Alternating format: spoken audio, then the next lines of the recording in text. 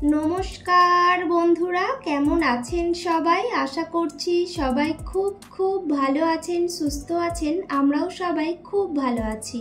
একেবারে নিরামিষ বলবো না, কিন্তু সবজি দিয়ে এত সুন্দর যে টেস্টি টেস্টি খাবার বানানো যায়, না দেখলে কিন্তু খুব মিস করবেন। একেবারে মাছ মাংস খেতে খেতে যখন ভালো লাগে না, এইভাবে সবজি বানিয়ে দেখুন, অসাধারণ লাগে। তো প্রথমেই আর কি বেশ অনেকটা পরিমাণে পটল নিয়েছি। তো পটলটাকে আমি নুন হলুদ ভালো করে মাখিয়ে নিলাম। নেওয়ার পরে এটাকে আমি একটু লাল লাল করে ভেজে নেব। পটল ভাজা খেতে কিন্তু খুবই সুন্দর লাগে, কিন্তু পটলটাকে ভেজে এইভাবে যদি রান্না করা যায় তার থেকেও অসাধারণ লাগবে। প্রথমেই বললাম, মাছ মাংসকেও হার মানাবে কিন্তু এই সবজির রেসিপিটা। ওদিকে আমি পটলগুলো ভাজতে দিয়েছি, এদিকে একটা মশলা বানিয়ে নিচ্ছি। একটা মিডিয়াম সাইজের পেঁয়াজ, কয়েকটা কাঁচা পাকা লঙ্কা, সাদা সর্ষে, কালো সর্ষে, পোস্ত আর নুন দিয়ে দিলাম। তো এটাকে আমি খুব ভালো করে কিন্তু পেস্ট করে নেব।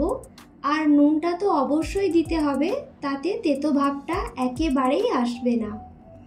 এদিকে এই যে পটলগুলো দেখুন বেশ কিন্তু একটু লাল লাল করে ভেজে নিচ্ছি। ডাল, আলু ভাজা, পটল ভাজা দিয়ে ভাত খেতে কিন্তু খুবই ভালো লাগে, আমার তো বেশ ভালোই লাগে। তো শুধু যদি পটলের এই রেসিপিটা বানাই, ডাল আলু ভাজা কোনো কিছুই কিন্তু একেবারে লাগবে না। প্রথমে দেখুন পটলগুলো ভেজে তুলে নিলাম, তারপরে একই তেলের মধ্যে অল্প একটু কালো জিরে দিলাম। তাতে আর কি যে মশলাটা বেটে রেখেছিলাম ওই মশলাটা দিলাম। আর খুব বেশি নয়, খুব সামান্য পরিমাণে মশলা ধোয়া জলটাকেও দিয়ে দিলাম। তারপর দিলাম একটু হলুদ গুঁড়ো, একটু লঙ্কা গুঁড়ো, আর নুনটা আমি পরিমাণ মতো দিয়ে দিয়েছিলাম, তাই নুনটা আমি আর একদমই ব্যবহার করব না। তারপরে দেখুন পুরো মশলাটা তেলের মধ্যে অল্প অল্প করে একটু ভেজে নিলাম, খুব বেশি ভাজিনি, ওই 1 থেকে 2 মিনিট। তারপরে পরিমাণ মতো জল দিলাম, খুবই সামান্য। এই রেসিপিটা আমি একেবারেই শুকনো শুকনো করে বানাবো।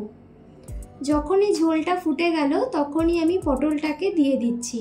আমি এই তরকারিটার মধ্যে একেবারেই কিন্তু জল রাখবো না, খুবই শুকনো শুকনো করে বানাবো।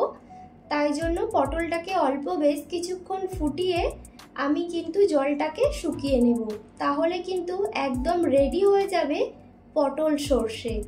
তো দেখুন এখানে জলটা কিন্তু মোটামুটি শুকিয়ে এসছে, আরও বেশ কিছুক্ষণ কিন্তু ফুটিয়ে নেব।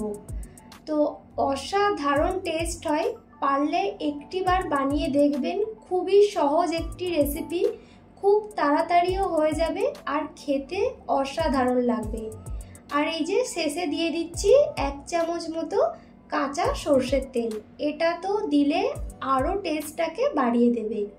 তো চলুন, আমার কিন্তু রেডি হয়ে গেছে পটল সর্ষে। তো আজকের ভিডিও কেমন লাগলো জানাবেন। সবাই ভালো থাকবেন, সুস্থ থাকবেন। দেখা হচ্ছে পরবর্তী আরও একটি নতুন ভিডিওর সাথে।